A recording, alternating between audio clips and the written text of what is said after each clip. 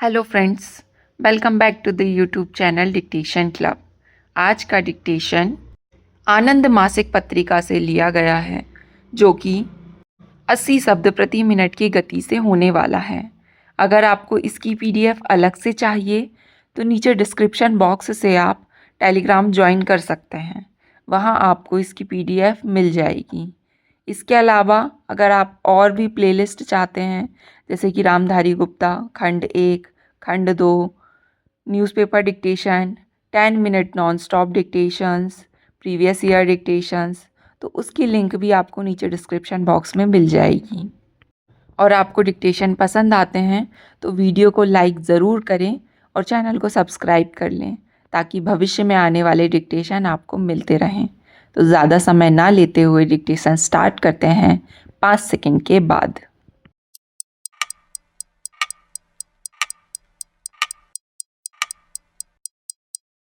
Start. Deputy speaker महोदय, आज जो स्थितियां हैं उससे हम सामंजस्य की स्थिति में आ गए हैं। यह सामंजस्य बहुत अस्थायी हो सकता है, लेकिन फिर भी किसी तरह का सामंजस्य तो है ही। जबकि कोई भी बड़ा आक्रमण विश्व युद्ध में बदल सकता हो, यह अपने आप में नियंत्रक बात है।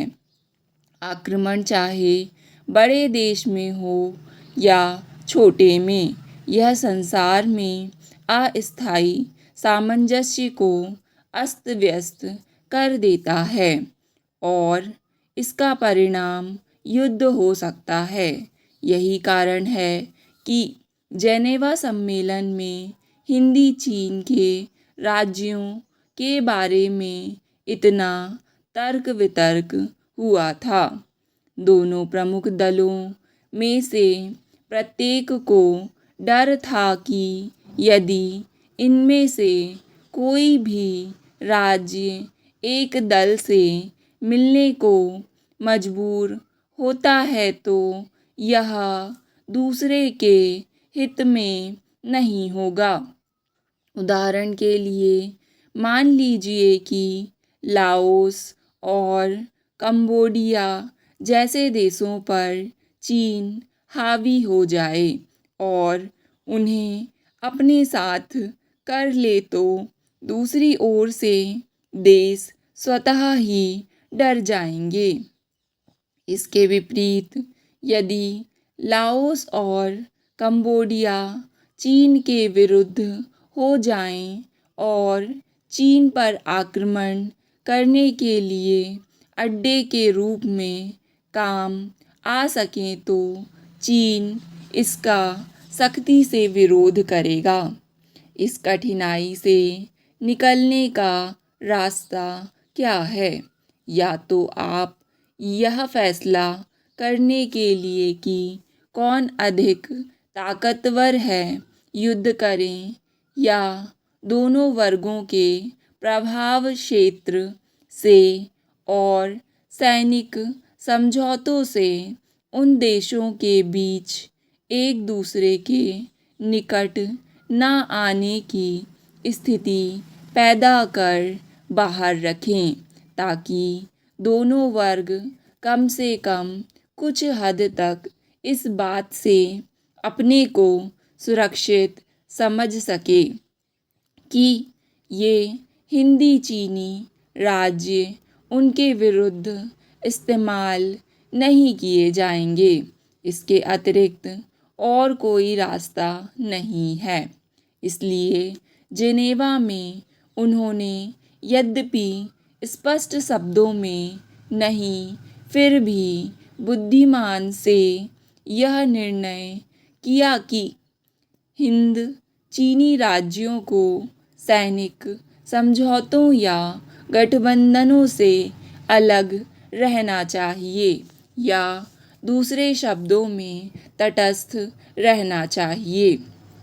इसी तर्क से आप देखेंगे कि संघर्ष को टालने का एकमात्र तरीका चीज़ों को उसी हालत में स्वीकार करना है जैसी वे हैं। इसमें कोई शक नहीं कि बहुत सी चीज़ों को बदलने की आवश्यकता होती है, लेकिन आपको उन्हें युद्ध के ज़रिए बदलने का विचार नहीं करना चाहिए।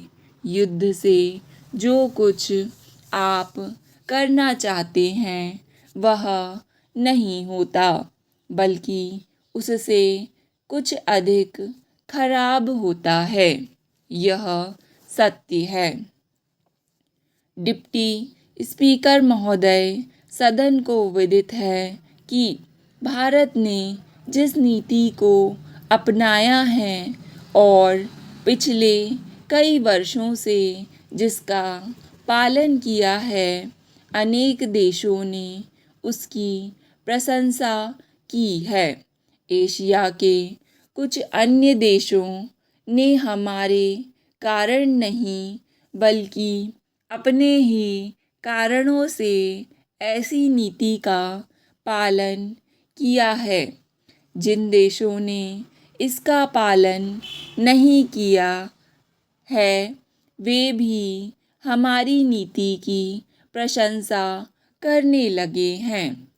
हम इस नीति का पालन कर रहे हैं क्योंकि हमें विश्वास है कि यही सही नीति है। यदि दुनिया में कोई दूसरा देश इसका पालन ना भी करे तो भी हम इसका पालन करते रहेंगे। जैसा कि कुछ माननीय सदस्य मानते हैं, यह विचारों को संतुलित करने और तटस्थ रहने का प्रश्न नहीं है। हमारी नीति सकारात्मक है और हम सच्चाई और विश्वास से इसका पालन करते हैं।